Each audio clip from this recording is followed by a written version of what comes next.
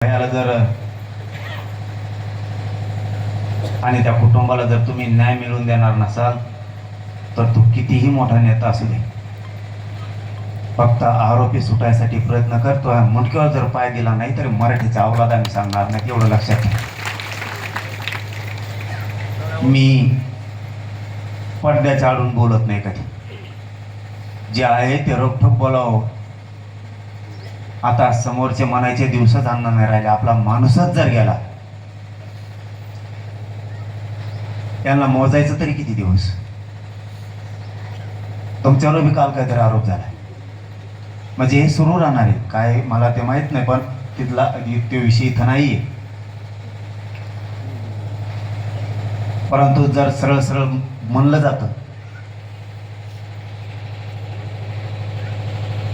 आरोपीची मला आठवण येते. कितीही राक्षस असला,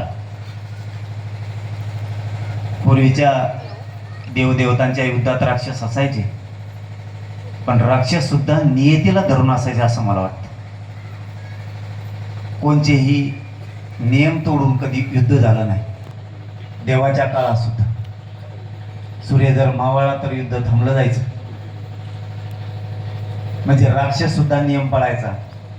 ही पैदासच नेमकी कोणाची राक्षसाची सुद्धा नसावी, ही वेगळीच कोणाची तरी असावी. एखाद्याचं घर जर उजाडलं, एखाद्याच्या घरावरती एवढं मोठं संकट आलं, तरी जर तुम्ही त्या भाषेत बोलत असताल तर आम्ही सुद्धा मराठी एवढे कमजोर आणि कच्चे नाही आहेत. फक्त आम्ही संयमाने घेतोय, त्याचा गैरफायदा तू घेऊ नको.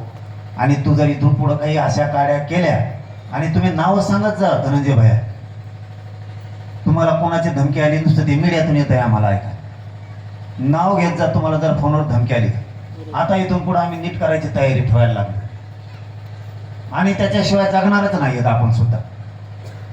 संतोष भैयाला खरा न्याय द्यायचा असला, त्यांच्या लेकरा बाळाला न्याय द्यायचा असला तर आपल्याला सुद्धा आता जसं तसं वागावंच लागणार. गप बसाव किती दिवस. तुम्ही इथले सगळे उठा आणि आमच्या तोंडात चपला हाना आम्ही जर चुकत असलो. गप बसाव किती दिवस. जर आमचे मुडदेच पडायला लागले तर गप तरी किती दिवस बसायचे. याच्यापेक्षा काय क्रूर हत्या व्हायला पाहिजे. तरी पण आम्हीच त्यांचे भाषण ऐकून घ्यायचे. त्यांनी मोठ्या थाटात भाषण करायचे. एक खून झालाय, देशमुखांचं कुटुंब सगळं उन्हात उघड्यावर पडलंय, तो आनंदाने भाषण करणार. तुला आठवण कोणाची यावा, कोणाची नाही यावा, एका क्रूर हत्याराची तुला आठवण यायला लागली म्हणजे तू सुद्धा क्रूराच. याचा अर्थ तू सिद्ध केलं की तुम्ही दोघंही एक आहेत. म्हणून मी वारंवार सांगतो, याला आरोपी करा. फडणवीस साहेब, तुम्हाला वातावरण बिघडू द्यायचं नसेल, अजितदादा तर वायालाच गेलेला माणूस झाल्यावर झालाय. मी काही तर पक्षावर टीका करायला नाही आलो. इतकं नालायक बोलणाऱ्या माणसाला सुद्धा अजितदादा जवळ करतात. त्यांचा चांगला पक्ष असणारा सुद्धा डाग लावायचं काम करतात. आमच्या संतोष भैयाला जर न्याय मिळणार नसला तर आम्ही अजितदादा कोल्हा आणि तिकडे फडणवीस कोल्हा.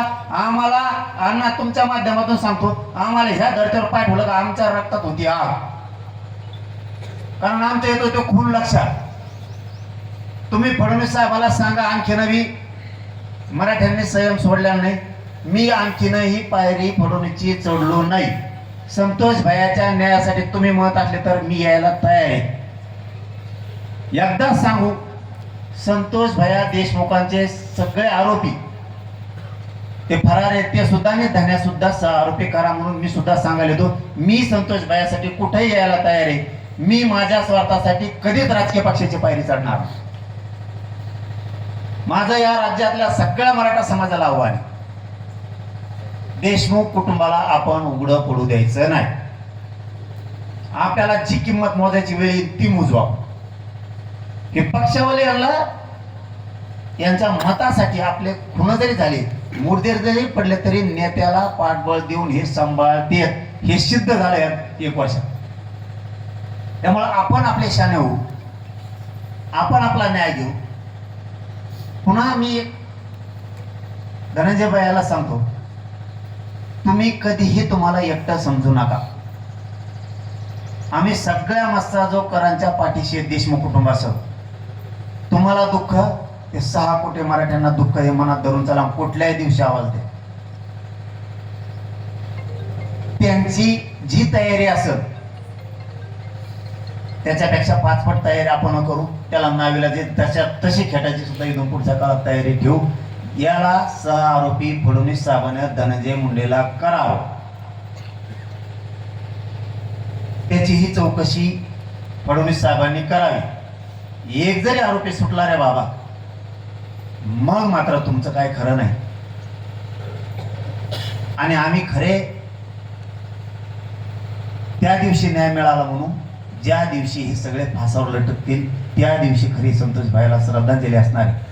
तोपर्यंत आम्हाला कोणालाही त्याच्या कसलाही न्याय मिळाला नाही असंच आम्ही समजून चालणार आहेत. आरोपी धरले म्हणजे न्याय नाही. तो जोपर्यंत फाशीवर जाणार नाही तोपर्यंत आम्ही कोणीही मागं हटणार नाहीयेत. पण इथून पुढे समाजाच्या प्रत्येक घरातल्या माणसाने रोखटोक बोलायचं, खऱ्याला खरं शिका. उगं पडद्याच्या आडोगी राहून अंदाजे बोलायचं बंद केलं तर समाज अडचणीत येतो. आणि आपण जर स्पष्ट बोललो तर समाजाही अडचणीत येत नाही आणि पुढचाही क्लिअर आरोपी आहे म्हणून दिसतो. आपण कोड्यात बोललो, समाजाला नेमकं आपलीच काय भूमिका आहे कळत नाही. इथून पुढे तरी प्रत्येक घरातल्या मराठ्यांनी निर्भीड आणि स्पष्ट बोला. तुमच्यावर अन्याय झाला नावासह सांगा, अमुक अमुक होता असं बोलते. स्पष्ट बोलायला इथून पुढच्या काळात सुरुवात करा. प्रत्येक जण कोणावर अन्याय झाला त्यांनी सांगायचं त्याच्यामुळं झाला. फक्त सगळ्यांनी खरं बोलायचं, खोटं बोलायचं नाही. आपण सगळेजण मिळून धनंजय भाई आम्ही सगळं राज्य तुमच्या पाठीशी आहे. तुम्हाला कधीही अर्ध्यात आम्ही सोडणार नाहीत. तुम्ही त्या दिवशी बाईट दिली किंवा आम्हाला धमकीच्या फोन येतात, नावच सांगत जा. आता आम्ही सुद्धा तयारी करायला लागलो, जशाला तशी उत्तर द्यायची. नसता रस्त्याने सुद्धा लोकांना चलू देणार नाहीत. यांना 4-2 जणांना चांगलं फटकेल्याशिवाय ठेप्याला नाही यायचे. कारण आपण संयमाने वागायचं आणि यांनी डायरेक्ट मूर्त्याच पाडायचे. माणसं मारायला लागले आमचे, माणसं कमी व्हायला लागले आमचे. आम्ही येणार, फुलं वाहणार, उचित दाटूमुठी त्या कुटुंबासंग रडणार, आपण आपल्या घरी सगळे. हे कुठं तरी थांबायचं असेल तर जशी समोरची प्रवृत्ती असेल तसं इकडून वागायला लागतो. समोरची संस्कारहीन आहे आणि आपण संस्कारानं वागायचं म्हणल्यावर हे मात्र आता ह्या युगाला शोभतच नाही. असं आम्ही हे संतोष भैयाच्या 1 वर्ष झाल्यामुळे आम्ही तसं म्हणायला लागलो होता. संस्कारहीनाला संस्कारहीनासारखंच वागावं लागणार आहे. म्हणजे एक जुनी म्हण आहे, अहिंसेनेच कवर. हिंसेला अहिंसेनं उत्तर देऊन जमत नाही. अहिंसेला अहिंसेसारखंच वागायला लागत, त्याच्याशिवाय न्याय मिळणार नाही. आणि हिंसेला हिंसेप्रमाणेच करावं लागेल. आता त्याला विलाजच नाहीये.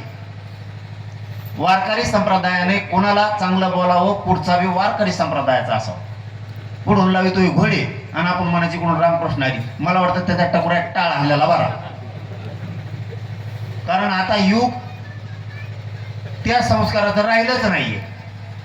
वटणीवर आणण्यासाठी जगदुरु तुकाराम महाराज सांगतात तसं.